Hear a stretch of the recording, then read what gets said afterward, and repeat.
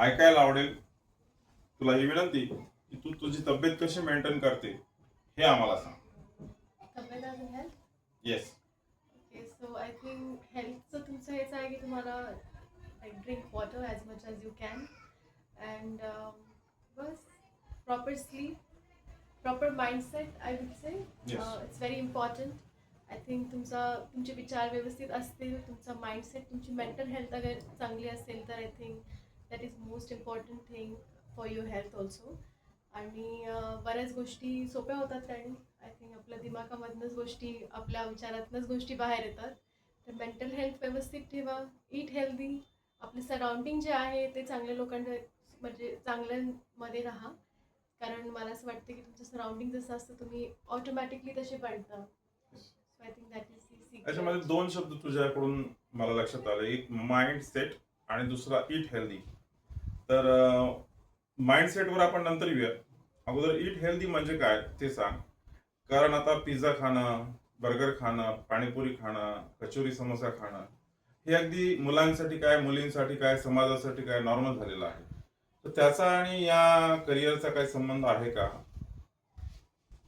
So obviously आहे. कारण तुम्ही जे बाहेरचं फास्ट फूड खाता त्यांनी फॅट तुम्हाला होतो, तुम्ही वजन वाढतं. आणि ऑफकोर्स एक असतं की असं नाही आहे, म्हणजे हे पॅजंट जे असतात ना, हे तुम्हाला एक्सेप्टन्स शिकवतात तुम्ही जसे आहात. पण मला असं वाटतं की तुम्ही परफॉर्म तेव्हाच करू शकता जेव्हा तुम्ही कॉन्फिडन्स असतं तुमच्या स्वतःवरती. आणि आय थिंक तुम्ही कॉन्फिडंट तेव्हाच फील करू शकता जेव्हा तुम्ही चांगले फिट असता. कारण आय थिंक तुमचं वजन वाढलं असेल किंवा तुमची स्किन खराब झाली असेल तर तुम्हालाच तुमचा कॉन्फिडन्स डाऊन होतो आणि मग तुम्ही तेवढं परफॉर्म नाही करू शकत नाही. तर बस मला पण खूप आवड आहे खाण्याची. म्हणजे I am a biggest foodie I must say. But हां, तुम्ही तेच क्लीन खा, जेवढं होईल तेवढं ग्रीन व्हेजीस खा आणि no spice please. Spicy actually माझं खाणं पण घरी वेगळं बनतं, मला अजिबात स्पायसी चालत नाही. आणि आय थिंक छोट्या छोट्या गोष्टी आहेत, असं जास्त काही डाईट असं नाही आहे, बट प्लीज हेल्दी खा. बाहेरचं पण खा पण कमी प्रमाणात खा. किंवा तुम्ही विचार करा की तुम्ही जे बाहेरचं खाता त्याच्यामध्ये पण तुम्ही प्रोटीन ॲड करू शकता, तर अजून पण चांगलं प्रोटीन ॲड करा. कार्ब्स खा, फळं खा वगैरे बस. Okay. This is about health, what you have told us. Now we are going to up to mindset. हा जो माइंडसेट आहे तो काय असतो आणि तुझं जे वय आहे या वयात माइंडसेट तुला कळतो याचं सुद्धा आम्हाला कौतुक वाटत आहे.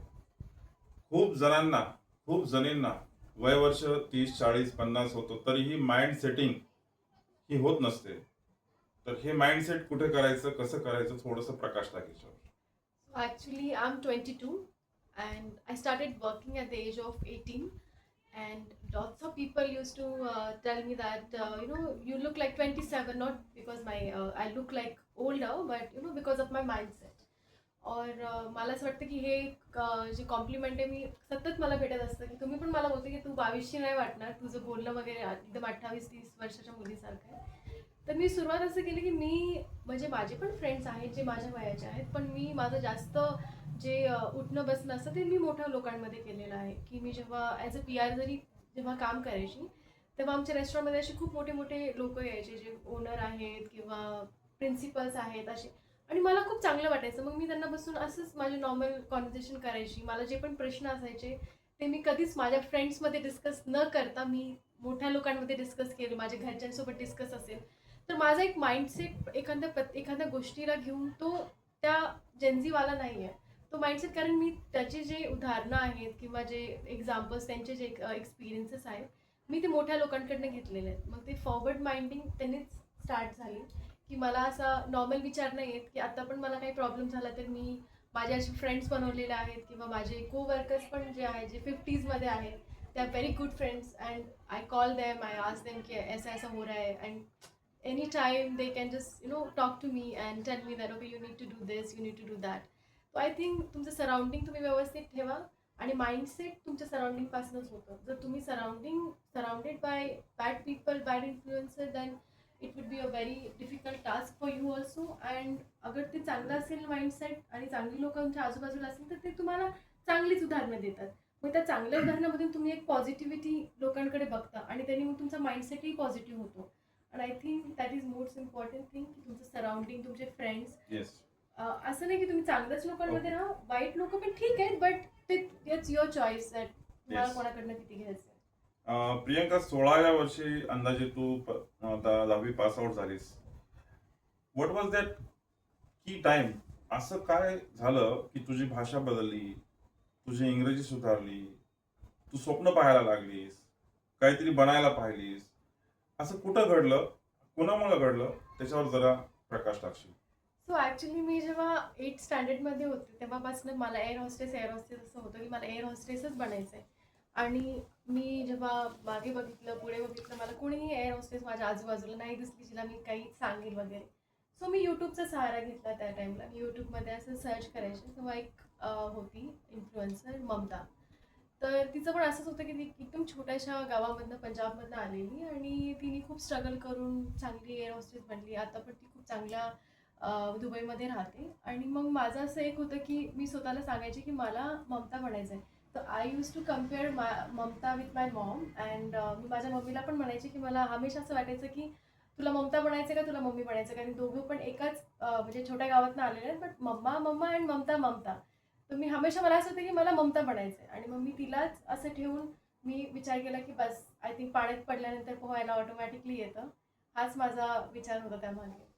And this fluency about English language? English language जेव्हा मी पुण्याला गेले आणि ऑफकोर्स आपण सेमी मराठीमधनं जेव्हा पासआउट होतो तेव्हा तेवढं इंग्लिश कम्युनिकेशन आपलं नसतं. आणि जेव्हा मी पहिल्या इंटरव्ह्यूला गेले होते तेव्हा मला आठवतं त्यांनी विचारलेलं की how you like to spend your time. And मी त्यांना आन्सर केलं होतं की I like to spend my time with my friends, that's it. त्याच्यानंतर मी काहीच बोलले नाही आणि माझं रिजेक्शन झालेलं पहिलं. आणि तेव्हा मी बघितलं की माझ्यासोबत 15 मुली बसलेल्या होत्या आणि त्याच्यामधल्या खूप मुली अशा एकदम फाड इंग्लिशमध्ये बोलून त्यांनी आन्सर्स केले. आणि त्यातल्या काही 2 का 3 मुली सिलेक्ट झाल्या नेक्स्ट राऊंडसाठी. आणि मग मला खूप असं वाटलं, मी आले जेव्हा घरी तेव्हा मला असं वाटलं, मी माझ्या बहिणीला फोन केला आणि मी तिला बोलले की मला असं वाटतं की मी चुकीच्या फील्डमध्ये आली आहे. I think this is not the place for me and I have to work like really hard and I don't think so that I can make it. And ती मला बोलली की इट्स ओके, म्हणजे आता तुझा पहिला इंटरव्ह्यू आहे, तू अजून करत राहा, अजून प्रॅक्टिस करत राहा आणि होऊन जाईल होऊन जाईल. ती मला सतत तिने पुश केलं की तुझं होऊन जाईल होऊन जाईल. आणि ती मला असे व्हिडिओज पाठवायचे इंग्लिशचे, हे करायचे, अभ्यास करायचा, हे ते सगळं. आणि मग 1-2 वर्ष मला असं वाटलं की आपल्याला एक्सप्लोजर नाही आहे, म्हणून मग मी ॲज अ PR मॅनेजर काम करायला लागले एका रेस्टॉरंटमध्ये. मग तिथे मला हॉस्पिटॅलिटीचं थोडंसं नॉलेज आलं. त्याच्यानंतर मी ॲज एक्झिक्युटिव्ह असिस्टंट म्हणून काम करायला लागले.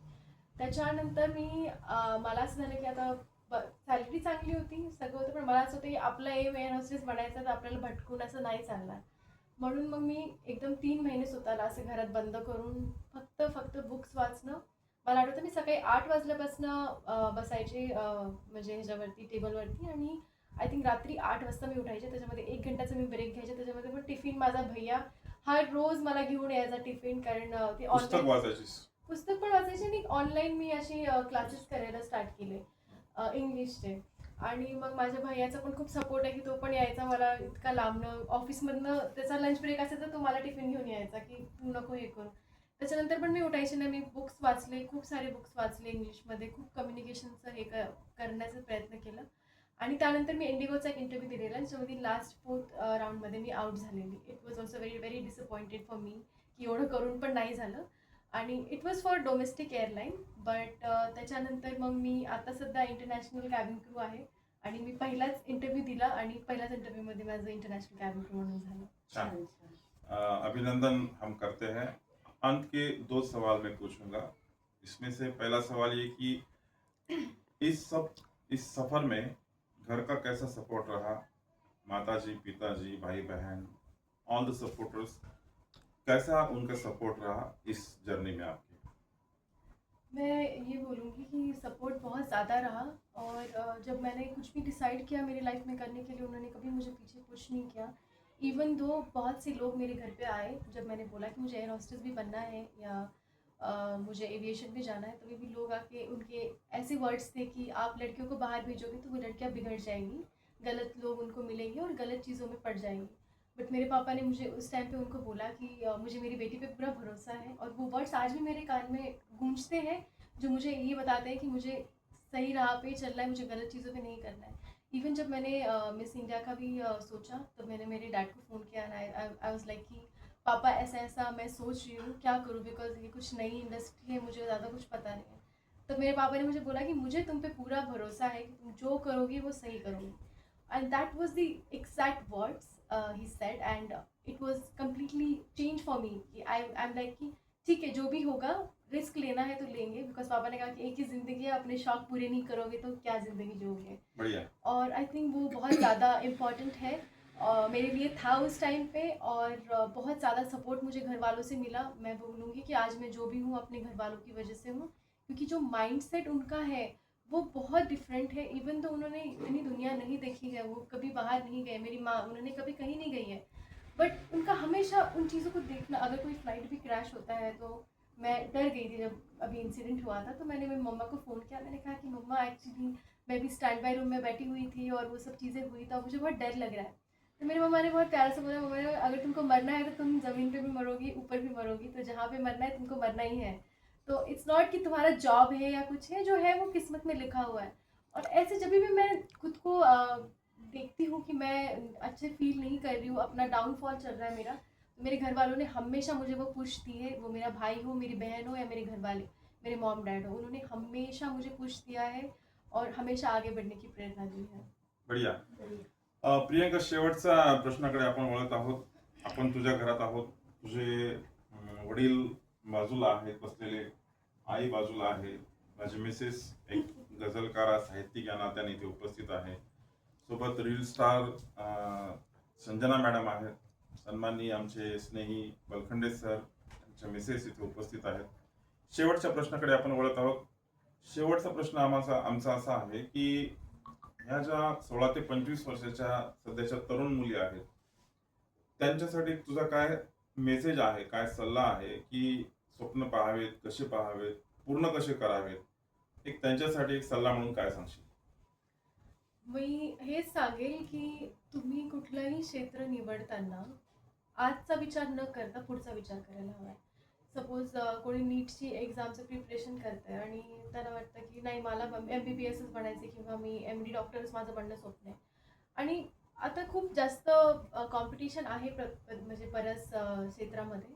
तर मला असं वाटतं की तुम्ही आत्ताचा विचार न करता पुढचा विचार करा, की तुमचं सपोज डेंटलमध्येही लागतंय तरी तुम्ही ते चूज करा. जर तुम्ही दुसऱ्या फील्डमध्ये जाण्यापेक्षा की मी डिग्री करते, आणि हा खूप गलत, एक खूप चुकीचा कन्सेप्ट आहे की मी डिग्री करेन आणि मग तिथनं पुढे काहीतरी बघेल. मला असं वाटतं की फक्त शिक्षण घेण्यात नाही अर्थ आहे.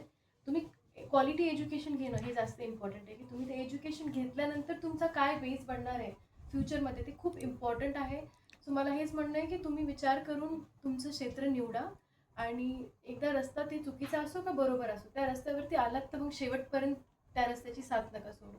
कारण मग ते इकडे पण नाही राहणार आणि तिकडे पण नाही राहणार. आणि बऱ्याच लोकांचं हेच होतं की आज एक करायचं बोलतात, परत काहीतरी बघतात आणि परत ते त्यांना ते करायचं असतं. कारण मग असं करून मग तुम्हाला दोन्ही पण नाही भेटणार. म्हणून एकच क्षेत्र निवडा जे तुम्हाला मनापासून करायचं, ते कुठलंही असो, मॉडेलिंग असो किंवा एव्हिएशन असो. लोक काहीही बोलू, जर तुम्हाला विश्वास आहे की तुम्ही हे करू शकता, तर आय थिंक तुम्ही त्याच वेनी फॉलो केलं पाहिजे तुमचं ते ड्रीम. आणि तुम्ही स्वतःवर विश्वास ठेवा आणि तुमचं जे पॅशन आहे आय थिंक तुम्ही ते फॉलो करायला खूप गरजेचं आहे. So this was all about Priyanka Kadam. दोस्तों, कहते हैं कि कदम कदम पर मुश्किलें होती है, लेकिन हर मुश्किल का सामना प्रियंका ने जिस तरह किया उसको हमारा सलाम है. प्रियंका कदम, तुझ्या पुढील वाटचालीसाठी आमच्या सर्वांकडून हार्दिक हार्दिक शुभेच्छा. असंच नाव आईवडिलांचं, परभणीचं मोठं कर. धन्यवाद.